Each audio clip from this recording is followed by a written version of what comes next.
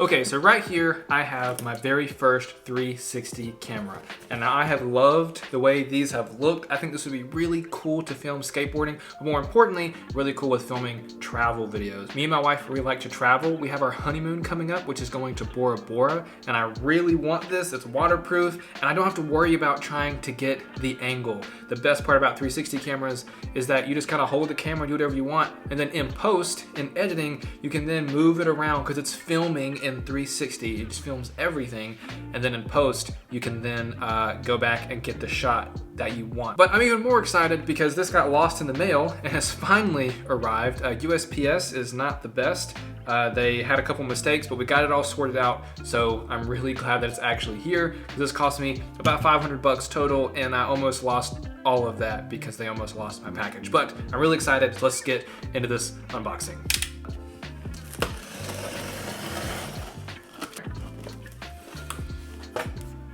Okay, just comes with the lens cap. I think it's kind of ridiculous that it doesn't come with this by default. It comes with a little sleeve, but this lens cap is way more protective. So I wanted to get that as part of the package. This came with the package, but it does cost a little extra, which I think is kind of annoying. This should definitely just come with the base camera. It also comes with, this is the invisible selfie stick. So this thing, like it says, what it does is you can hold the 360 camera out on this stick, and then without you having to edit it out, the stick just disappears. In software, it knows that it's not going to be there, and it just like erases it, which is really cool. So that's going to be awesome. And then finally is the camera itself. I was debating whether or not to get the newest model, which this came out this year, or the X2. But I decided since I'm doing it, I might as well just get the best model and just use this forever. I don't ever foresee myself having to upgrade this again since I got the most recent model. So this is the Insta360 X3, and I'm super excited. Let's get rid of the main box, and we'll save the big, nice item for last. We'll start small. We'll start with just the lens cap, the non-exciting stuff first. It's crazy they wasted all this plastic and stuff for a lens cap that they should include in this box. Okay, beautiful. That's all it is, just a little plastic piece, just a little lens cap that says Insta360 on it. Next, we'll go ahead and open the selfie stick.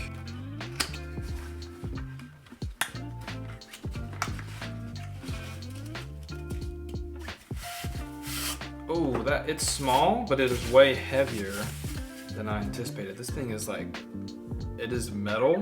It is very high quality. I think you can add more attachments to the butt of it. There's a little hole there. I think you can add more to it. And the camera just screws on to the end.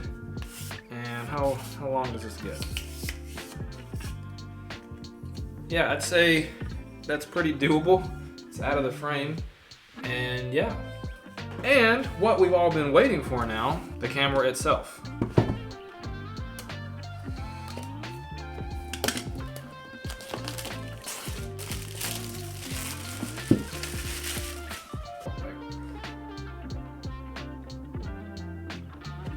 That was a very satisfying sound. Oh, look at that beautiful piece of technology. So I assume this is maybe the battery and the chargers. Okay, USB-C to A. See, this is what it comes with to protect it. It's just like a little sleeve, and I guess that is okay, but this is like almost like this is a harder shell. Because the lenses could definitely still get scratched in this, but I guess it's nice, but it's kind of annoying again that you have to pay extra for that. And then a bunch of paperwork. Ooh, and some stickers. Love the stickers. I don't know if you can see that, but that's cool. And a bunch of paperwork. Oh, and a cleaning cloth, lens cleaning cloth. All right.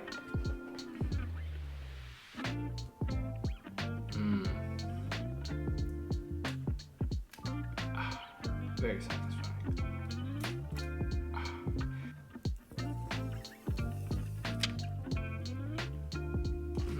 Really, the only thing I want to do now is use it. So we're gonna boot this bad boy up. I'm gonna download the software, and we're gonna go use it. Let's go.